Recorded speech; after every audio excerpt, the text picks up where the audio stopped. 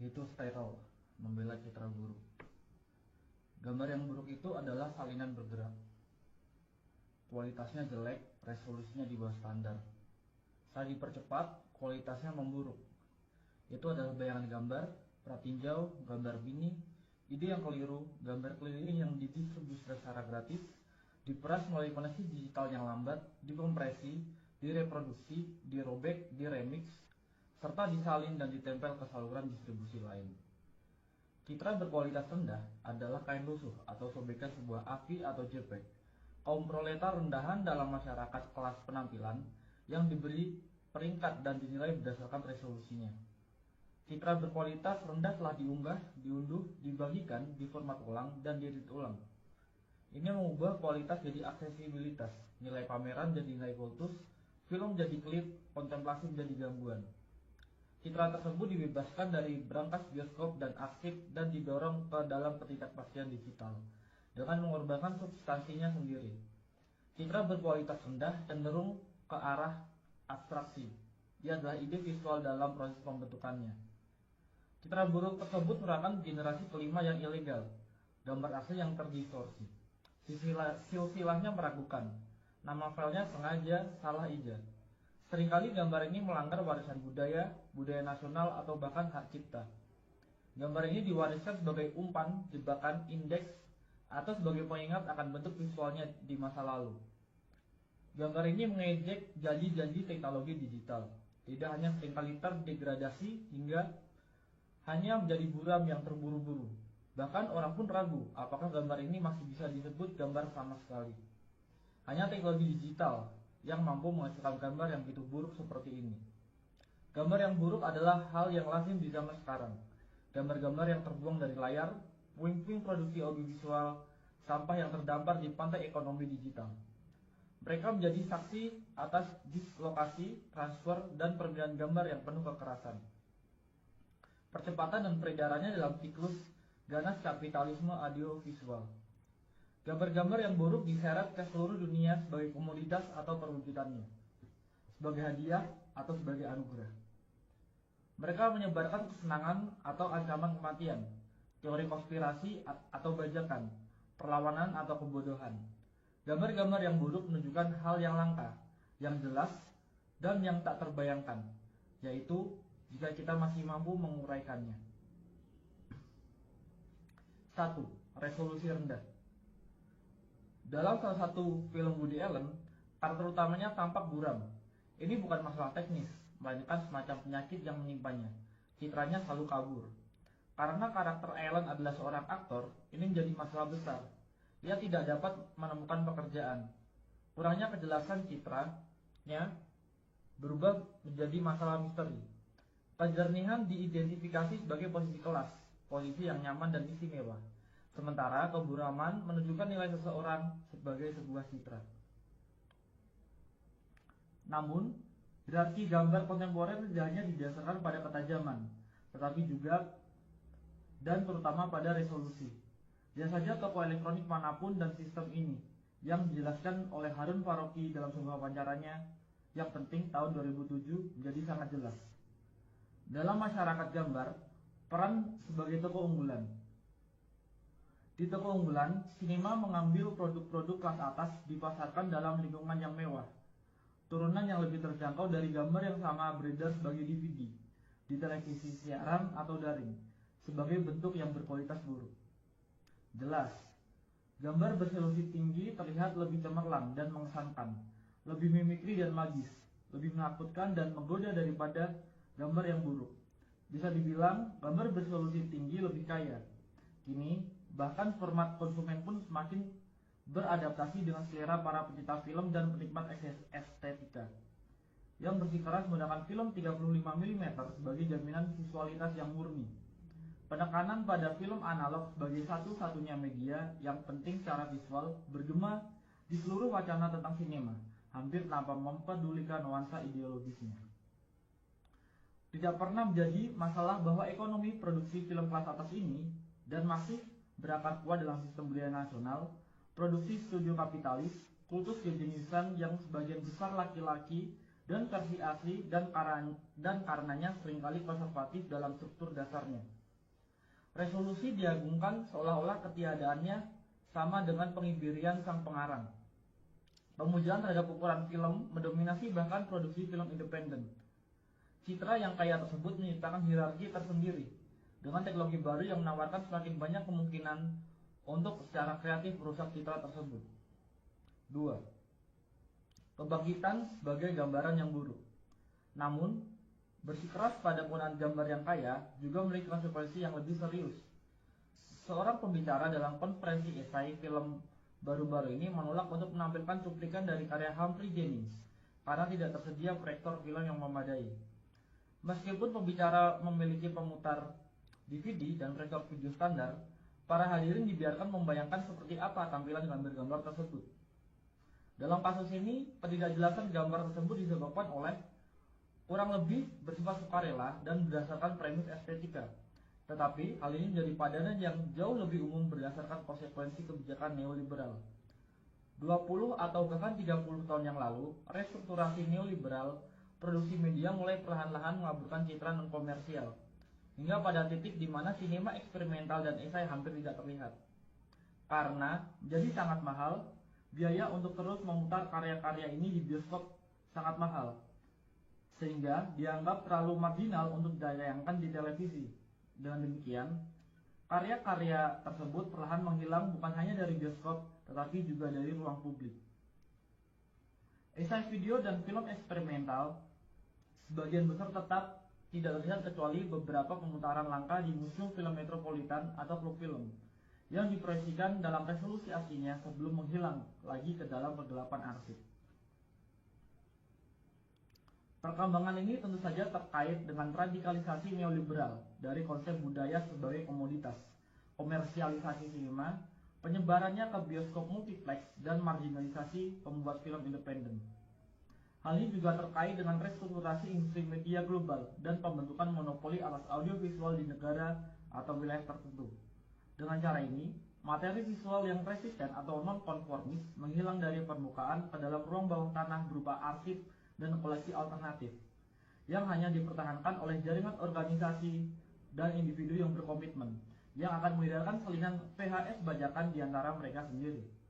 Sumber untuk ini sangat langka. Aset berpindah dari tangan ke tangan bergantung pada informasi dari mulut ke mulut di dalam lingkaran tertentu. Dari teman dan kolega. Dengan adanya kemungkinan untuk melakukan streaming video online, kondisi ini mulai berubah secara dramatis. Semakin banyak materi langka muncul kembali ke platform yang dapat diakses publik. Beberapa di antaranya dikurasi dengan cermat, contoh UBU web, dan beberapa hanya berupa tumpukan barang, yakni YouTube. Saat ini setidaknya ada 20 torrent esai film Chris Marker yang tersedia secara online. Jika Anda menginginkan retrospektif, Anda bisa mendapatkannya. Tapi, ekonomi gambar berkualitas rendah lebih dari sekedar unduhan. Anda dapat menyimpan filenya, menontonnya lagi, bahkan mengedit ulang atau memperbaikinya jika Anda merasa perlu, dan hasilnya beredar. File AVI buram dari karya-karya agung yang hampir terlupakan dipertukarkan di platform P2P semi rahasia. Video ponsel rahasia yang diselundupkan keluar dari museum disiarkan di YouTube. DVD saingan tontonan para seniman diperdagangkan. Banyak karya sinema avant-garde, esai, dan non-komersial telah dihidupkan kembali sebagai gambar berkualitas rendah, suka atau tidak suka. 3. Privatisasi dan pembajakan. Kemunculan kembali cetakan langka karya-karya seniman militan, eksperimental, dan klasik, serta seni video sebagai gambar berkualitas rendah memiliki makna tersendiri. Situasi mereka mengungkapkan lebih dari sekedar isi atau tampilan gambar. Hal ini juga mengungkapkan kondisi marginalisasi mereka, konstelasi kekuatan sosial yang menyebabkan peredaran mereka secara daring sebagai citra yang buruk. Gambar-gambar berkualitas buruk disebut berkualitas buruk karena tidak diberi nilai apapun dalam masyarakat kelas gambar. Statusnya sebagai gambar terlarang atau terdegradasi memberikan pengecualian dari kriteria tersebut. Kurangnya resolusi pada gambar-gambar tersebut membuktikan bahwa gambar-gambar itu telah dirampas dan dipindahkan. Jelas, Kondisi ini tidak hanya terkait dengan restrukturasi neoliberal produksi media dan teknologi digital, tetapi juga berkaitan dengan restrukturasi pasca sosialis dan pasca kolonial negara-negara bangsa, budaya mereka, dan arsip mereka. Sementara beberapa negara bangsa dibongkar atau runtuh, budaya dan tradisi baru diciptakan, dan sejarah baru dibangun. Hal ini jelas juga mempengaruhi arsip film dalam banyak kasus. Seluruh warisan cetakan film dibiarkan tanpa kerangka pendukung budaya nasionalnya, seperti yang pernah saya amati dalam kasus museum film di Sarajevo. Arsip nasional dapat menemukan kehidupan selanjutnya dalam bentuk toko penyewaan video. Salinan bajakan merembes keluar dari arsip tersebut melalui privatisasi yang tak terorganisir. Di sisi lain, bahkan perusahaan Inggris pun menjual isinya secara online dengan harga yang sangat tinggi. Seperti yang dicatat oleh Kotwo Eshun, citra buruk beredar sebagian karena kekosongan yang ditinggalkan oleh organisasi perfilman negara yang merasa terlalu sulit untuk beroperasi sebagai arsip 16 atau 35 mm atau untuk mempertahankan infrastruktur distribusi apapun di era kontemporer. Dari perspektif ini, citra buruk mengungkapkan penurunan dan degradasi esai film atau bahkan sinema eksperimental dan non-komersial apapun yang di banyak tempat dimungkinkan karena produksi budaya dianggap sebagai tugas negara. Privatisasi produksi media secara bertahap menjadi lebih penting daripada produksi media yang dikendalikan atau disponsori negara. Namun di sisi lain, privatisasi konten intelektual yang merajalela bersama dengan pemasaran online dan komodifikasi juga memungkinkan pembajakan dan pengambilalihan. Hal ini menimbulkan peredaran citra buruk. 4. Sinema yang tidak sempurna. Muncul citra yang buruk mengingatkan kita pada manifesto ketiga klasik untuk sinema yang tidak sempurna karya Juan Garcia Espinosa yang ditulis di Kuba pada tahun 1960-an. Espinosa berpendapat untuk sinema yang tidak sempurna karena menurutnya sinema yang sempurna secara teknis dan artistik mahir hampir selalu merupakan sinema reaksioner. Sinema yang tidak sempurna adalah sinema yang berupaya mengatasi pembagian kerja dalam masyarakat kelas. Ia menghubungkan seni dengan kehidupan dan sains, mengaburkan perbedaan antara konsumen dan produsen, penonton dan pengarang. Ia bersikeras pada identitasnya sendiri. Ketidaksempurnaan populer tapi bukan konsumerisme dilakukan tanpa menjadi birokratis. Dalam manifestonya, Espinosa juga merefleksikan janji-janji media baru. Ia dengan jelas memprediksi bahwa perkembangan teknologi video akan membahayakan posisi elitis para pembuat film tradisional dan memungkinkan semacam produksi film massal, seni rakyat. Seperti ekonomi gambar yang buruk, sinema yang tidak sempurna mengurangi perbedaan antara penulis dan penonton serta menggabungkan kehidupan dan seni. Yang terpenting, visualitasnya sangat terkompromikan, buram, amatir, dan penuh artefak. Dalam beberapa hal, ekonomi citra yang buruk, hal ini sesuai dengan deskripsi sinema yang tidak sempurna. Sementara deskripsi sinema yang sempurna lebih mewakili konsep sinema sebagai tokoh unggulan. Namun, sinema yang tidak sempurna, yang nyata dan kontemporer, jauh lebih ambivalen dan afektif daripada antisipasi Espinosa. Di satu sisi, ekonomi gambar berkelas rendah dengan kemungkinan distribusi global yang langsung dan etika remix dan apropriasi memungkinkan partisipasi kelompok produsen yang jauh lebih besar daripada sebelumnya. Namun, ini tidak berarti bahwa peluang-peluang ini hanya digunakan untuk tujuan progresif. Ujaran kebencian, spam, dan sampah lainnya juga menyebar melalui koneksi digital. Komunikasi digital juga telah menjadi salah satu pasar yang paling diperebutkan. Sebuah zona yang telah lama mengalami akumulasi modern baru yang berkelanjutan dan upaya privatisasi besar-besaran, dan sampai batas tertentu berhasil. Jaringan tempat beredarnya gambar-gambar buruk tersebut jadi platform bagi kepentingan bersama yang baru dan rapuh, sekaligus medan pertempuran bagi agenda komersil dan nasional. Jaringan tersebut memuat materi eksperimental dan artistik, tetapi juga sejumlah besar pornografi dan paranoia. Meskipun wilayah citra berkualitas rendah memungkinkan akses ke citra yang terpinggirkan, wilayah ini juga dipenuhi oleh teknik komodifikasi paling canggih, meskipun memungkinkan partisipasi aktif pengguna dalam pembuatan dan distribusi konten. Platform ini juga melibatkan mereka dalam produksi. Pengguna menjadi editor, kritikus, penerjemah, dan penulis bersama dari gambar-gambar berkualitas rendah. Dengan demikian, gambar yang buruk adalah gambar yang populer, gambar yang dibuat dan dilihat oleh banyak orang. Mereka mengekspresikan semua kontradiksi dari kerumunan kontemporer, oportunisme, narsisme, keinginan akan otonomi dan kreasi, ketidakmampuan untuk fokus atau mengambil keputusan, kesiapan konstan untuk melanggar dan sekaligus tunduk. Secara keseluruhan, citra-citra buruk tersebut menyajikan gambaran sekilas tentang kondisi afektif kerumunan, neurosis, paranoia, dan ketakutan, serta keinginan akan intensitas, kesenangan, dan pengalihan perhatian. Kondisi citra-citra tersebut ini bukan hanya tentang transfer dan pemformatan ulang yang tak terhitung jumlahnya, tapi juga tentang banyaknya orang yang cukup peduli untuk mengkonversinya berulang kali, menambahkan subtitle, mengedit ulang, dan mengunggahnya. Dalam konteks ini, mungkin kita perlu mendefinisikan ulang nilai sebuah gambar, atau lebih tepatnya menciptakan perspektif baru untuknya. Terlepas dari resolusi dan nilai tukar, kita dapat membayangkan bentuk nilai lain yang didefinisikan oleh kecepatan, intensitas, dan penyebaran. Gambar yang buruk adalah buruk karena sangat terkompresi dan menyebar dengan cepat. Gambar tersebut kehilangan materi dan memperoleh kecepatan.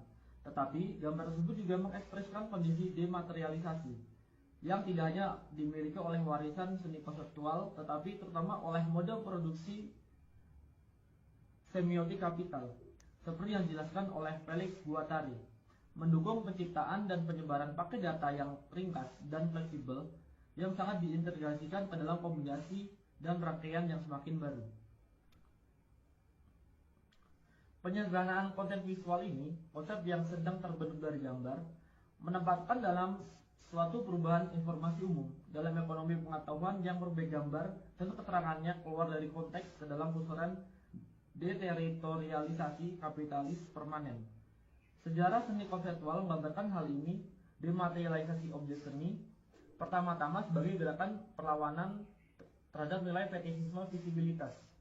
Namun kemudian, objek seni yang telah didematerialisasi ternyata sangat cocok dengan semiotisasi kapital. Dan dengan demikian, dengan arti tertentu, pergeseran konseptual citra buruk. Dalam kapitalisme, citra buruk juga mengalami ketegangan serupa. Di satu sisi, ia beroperasi melawan nilai fetishisme resolusi tinggi.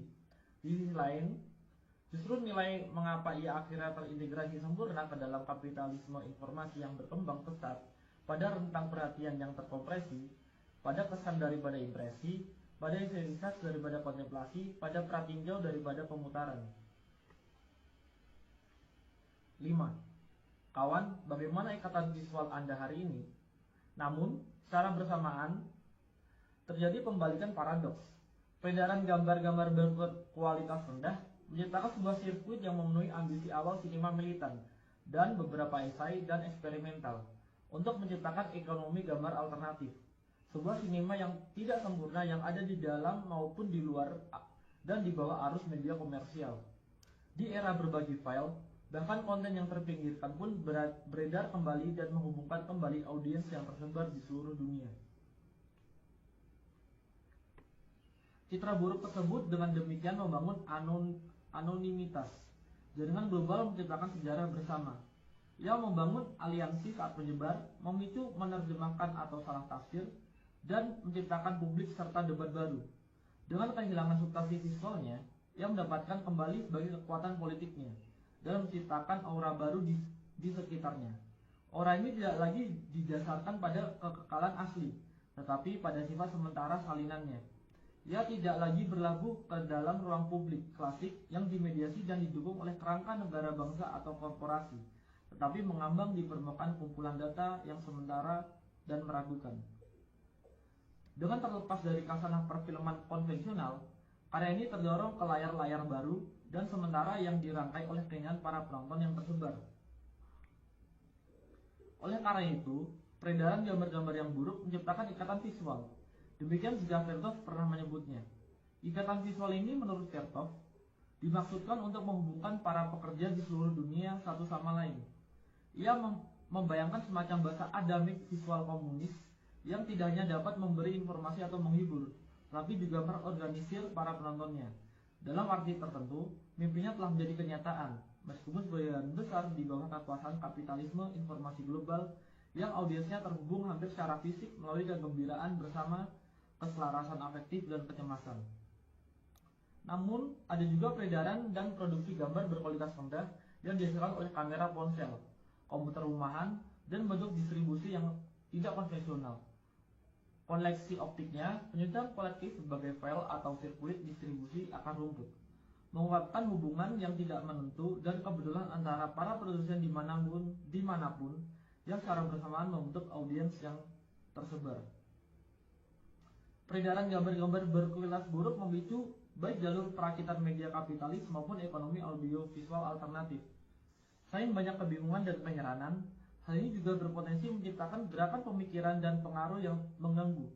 Peredaran gambar berkualitas rendah dengan demikian memulai babak lain dalam dianologi histori sirkuit informasi non-konformis, ikatan visual verto.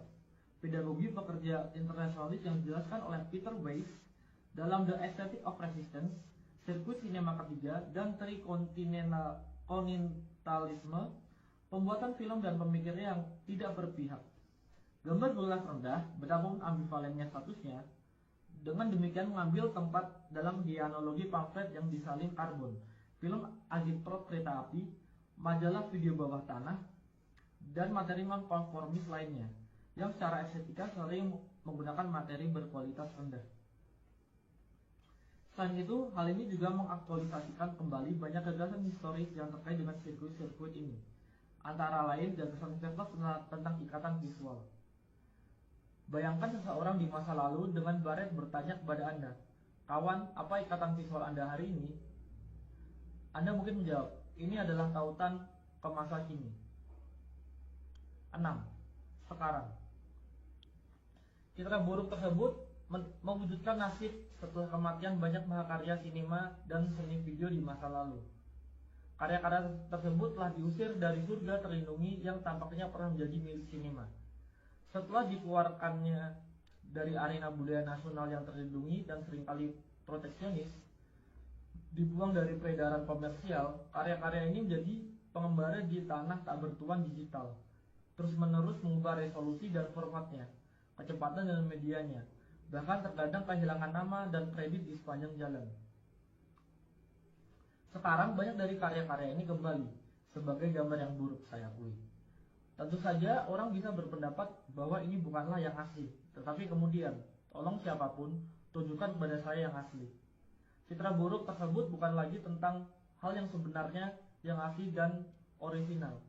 Sebaliknya, ini tentang kondisi eksistensinya yang nyata, tentang sirkulasi kerumunan, penyebaran digital, temporalitas yang terpecah-pecah dan fleksibel. Ini tentang pembangkangan dan mengappropriation, sama seperti tentang konformisme dan eksploitasi. Singkatnya, ini tentang realitas.